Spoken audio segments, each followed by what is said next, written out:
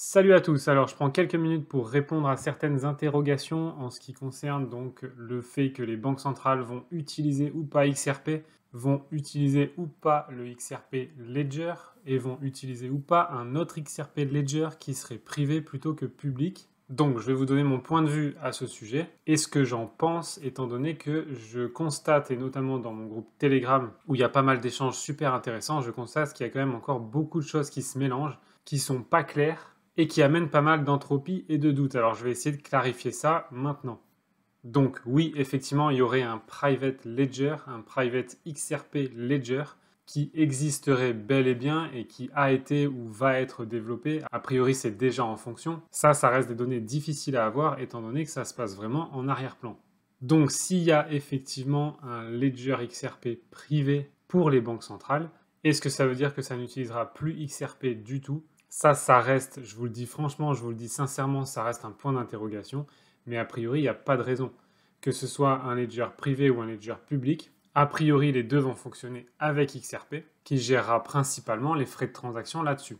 Il n'y a pas de surprise à ce qu'il y ait une version privée, ça fait déjà plus de 2 ans qu'on en parle, et c'est logique que les CBDC, donc les monnaies de banque centrale, utilisent des ledgers privés. Moi, je voyais mal les banques centrales sur un ledger public où tout le monde peut vérifier ce qu'elles font. Certes, je suis pour la transparence, mais c'est quand même eux qui gouvernent le monde et ça m'étonnerait qu'ils veuillent qu'on regarde tout ce qu'ils font. Parce qu'ils ont beau essayer de tous nous protéger, entre guillemets nous protéger, c'est quand même eux qui font les plus sales crasses et qui ont préparé ce monde à s'écraser. Donc personnellement, je ne soutiens pas Ripple et XRP pour les banques centrales, ni pour soutenir ce fonctionnement avec les banques centrales et le contrôle et le pouvoir que ça va leur donner. Personnellement, j'apprécie Ripple et XRP pour la technologie.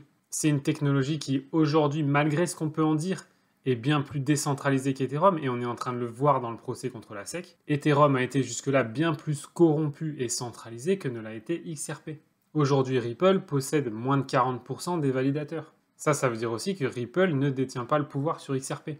Ils ont fait beaucoup de mises à jour dernièrement sur le XRP Ledger, notamment à travers le XLS30D, ce qui va permettre de faire des échanges entre crypto-monnaies directement sur le XRP Ledger, de manière complètement décentralisée.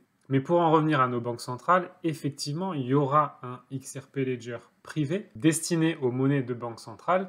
Et là-dessus, il n'y a pas de doute à avoir, ni dans un sens ni dans l'autre. Il n'y a pas de surprise non plus. Les monnaies de banque centrale ne pouvaient pas être du XRP. Je vais ajouter un petit E pour électronique devant quelques devises, mais globalement, les banques centrales ont pour but d'avoir leur propre monnaie. Disons le e-euro, le e-USD, le e-yuan. Quand je dis i, c'est pour le petit e de électronique. Et donc, effectivement, ces monnaies électroniques de banque centrale ne pouvaient pas être XRP. Maintenant, les derniers développements de Ripple permettent justement aux banques centrales de délivrer leur monnaie directement sur le XRP Ledger, et en l'occurrence là, le XRP Ledger privé. Donc, que ce soit le Ledger privé ou public, il n'a jamais été question que les banques centrales délivrent du XRP. Les banques centrales vont délivrer chacun leur propre monnaie sur la blockchain. Quelle blockchain? Ça reste une question. Ça peut être le XRP Ledger, ça peut être d'autres blockchains. Et il y aura probablement plusieurs technologies utilisées dans les différents pays. Donc jusque-là, aucune surprise. On savait qu'ils développaient un ledger privé et les monnaies de banque centrale n'allaient pas être du XRP. Maintenant qu'elle est et qu'elle a toujours été le but de XRP, c'est d'être la monnaie intermédiaire de transfert. Ça veut dire que la banque centrale américaine, par exemple, quand elle va vouloir faire un mouvement d'argent de son iUSD vers du e-euro, par exemple, c'est là que va intervenir XRP. La banque centrale américaine va convertir ses iUSD en XRP. Ça va transiter via des XRP, parce que c'est une monnaie intermédiaire neutre, et qu'à ce jour, elle a fait ses preuves en termes de rapidité, de coût très peu cher, d'efficacité, et pour que ce soit sain pour l'environnement. Du coup, les XRP ensuite sont convertis en e-euro, et c'est là que XRP a toute son utilité. Et ça a toujours été le cas. Donc il n'y a rien de nouveau, c'est simplement que certains ont tout mélangé. Maintenant, les transferts interbancaires, est-ce qu'ils vont se faire via XRP et le XRP Ledger qu'on connaît et qui est public? Ou est-ce que ça va aussi se faire via un XRP Ledger privé? Ça, personnellement, j'ai pas la réponse. C'est pas impossible et je n'exclus pas que ça se fasse via un XRP Ledger privé. Mais personnellement, je vois pas l'intérêt de ça, étant donné que tout le système ODL a été construit sur le XRP Ledger public, et que comme c'est une mutualisation d'un nombre de transactions qui va être faramineux, ça va de toute façon être impossible de retracer tout ce que les banques s'envoient entre elles. C'est un peu comme quand vous entrez et sortez de l'argent d'un échange de crypto. Et typiquement, en plus, avec le XRP Ledger, souvenez-vous, quand vous envoyez des XRP vers un échange comme Kraken ou Binance, vous devez mettre un numéro qui s'appelle tag ou mémo. Ce numéro, c'est pour vous identifier, vous, de manière unique. C'est un peu comme un compte utilisateur dans l'adresse XRP mutualisée que détient l'échange, qui peut d'ailleurs détenir plusieurs adresses XRP si elle le souhaite. Mais chaque personne qui a du XRP dans l'échange n'a pas sa propre adresse. Les adresses sont mutualisées. Et justement, le mémo ou tag permet de retrouver à qui sont les XRP qui ont été envoyés. Et à partir de là, vous pouvez voir que vous pouvez essayer de traquer les transactions. Une fois qu'elles arrivent sur l'échange, vous ne pouvez plus savoir combien est à qui. Il n'y a que l'échange qui peut le savoir. Ça veut dire que les échanges sont bien sur le XRP Ledger public. Vous pouvez essayer de traquer les transactions. Par exemple, vous pouvez essayer de traquer un de mes comptes, mais dès lors que je vais envoyer des XRP sur l'échange, vous ne pouvez plus savoir ce que je vais faire de mes XRP. Et donc c'est pareil au niveau de ODL.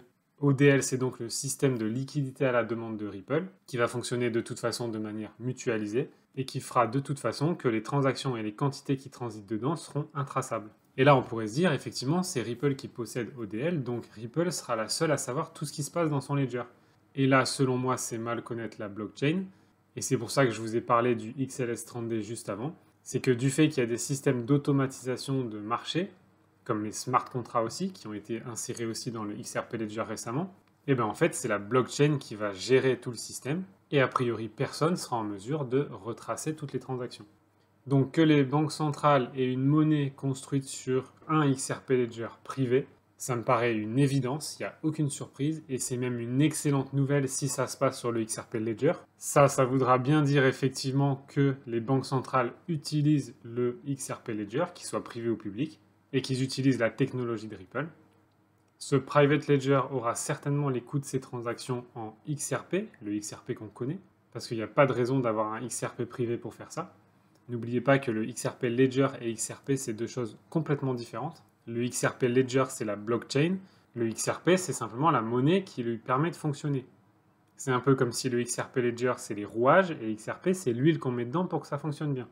Maintenant, il reste à savoir si les transactions seront faites sur le XRP Ledger qu'on connaît ou sur un XRP Ledger privé. De ce que j'ai creusé, ça ne sera pas un impact très différent sur la valeur de XRP, étant donné qu'elle sera utilisée dans tous les cas. Et ensuite, si les transferts interbancaires sont bien faits via ODL, ce qui est exactement le but de son existence, alors le prix du XRP va devoir augmenter pour permettre de transférer tout cet argent à travers ODL. Et je vous remets une vidéo en à droite qui parle de ça. Voilà, donc j'espère que ça c'est plus clair pour vous. En tout cas, c'est le résultat de ce que j'ai trouvé. Et moi, je trouve ça justement amusant qu'il y ait un tel bordel et un tel doute qui soit mis aujourd'hui, en 2023, alors qu'on approche la fin du procès et le changement financier global. Et justement, donc, le jugement sur XRP donc, arrive en 2023. On attendait quelque chose pour le 31 mars, il ne s'est rien passé encore une fois. C'est pour ça que je vous dis aussi souvent, lâchez un peu les news, parce que ça ne sert à rien d'y être tous les jours. Les choses avancent doucement. Et pour moi, ces reports incessants de verdicts sont juste là parce qu'ils ne sont pas encore prêts et que ça leur permet d'attendre le moment où ils vont basculer ce putain d'interrupteur. Là, en ce moment, on est dans un entonnoir qui rétrécit de plus en plus jusqu'à ce que ça va péter. Donc, encore une fois, tout ce que je raconte, ce n'est que mon avis. C'est le résultat de mes recherches. Je vous encourage vivement à faire vos propres recherches et à creuser par vous-même. Mais clairement, dans tout ce qui s'est passé et dans tous les doutes que j'ai vus dernièrement, il n'y a rien de nouveau. Tout suit son cours. Ethereum aurait dû avoir un procès au cul tout comme XRP. Ça n'a pas été le cas parce qu'il y a de la corruption dans l'air. Le monde entier se sert aujourd'hui de Ripple et XRP pour clarifier où on va avec ces cryptos. Et effectivement, le jugement de Ripple et XRP, qui aura très probablement lieu en 2023, sera effectivement déterminant pour toute la cryptosphère. Ripple et XRP, malgré tout ce qu'ils prennent dans la tête, sont en train de sauver la crypto-monnaie. Ils sont en train de continuer les développements massifs sur le XRP Ledger, même le XRP Ledger public, donc il n'y a pas de raison que tout ça soit abandonné. Là encore, dernièrement, ils ont ajouté des fonctionnalités pour le stacking, et ça a été soutenu par Binance, Kraken, Coinbase, qui ont maintenant leurs propres offres de stacking sur le XRP. On a les smart contracts qui sont arrivés sur XRP, les prises de décision de marché automatiques pour les échanges décentralisés. C'est ce que je disais déjà plus tôt.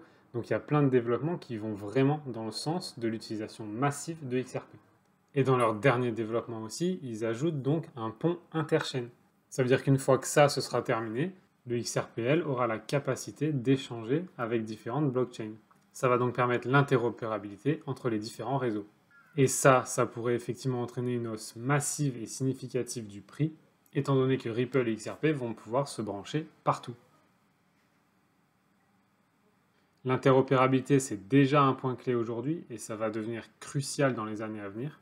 Il y a des blockchains qui aident à le permettre, mais si XRP l'embarque directement sur son ledger, c'est encore une énorme nouvelle pour XRP.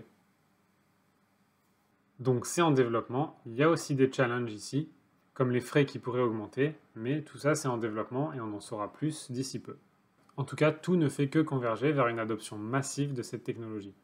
Alors pour ma part, je ne suis pas du tout dans cette théorie que XRP sera l'or de demain, ou encore que XRP va remplacer le dollar. L'or c'est une matière première, ça n'a rien à voir avec XRP. Le dollar c'est une devise, tout comme XRP en est une autre. Donc pour moi, il n'y a rien qui corrèle le XRP à l'or ou le XRP au dollar. En tout cas, ce qui est à peu près sûr, c'est qu'on va vers la fin du dollar. Parce que si effectivement le baril du pétrole maintenant passe au yuan comme devise de référence, alors le roi USD risque de perdre énormément de valeur, ce qui pourrait déstabiliser tout le système financier mondial. Et les Américains et tous ceux qui possèdent des dollars pourraient perdre énormément de valeur. Et ça vaut aussi pour les stablecoins en dollars, parce qu'effectivement, il n'y a que des stablecoins en dollars. J'ai pas vu de stablecoin en euros ou en yuan ou autre. Et ce serait peut-être intéressant qu'on en ait rapidement, histoire de ne pas tous finir sur du dollar. Même en crypto. Bonne semaine à tous et je vous dis à très vite.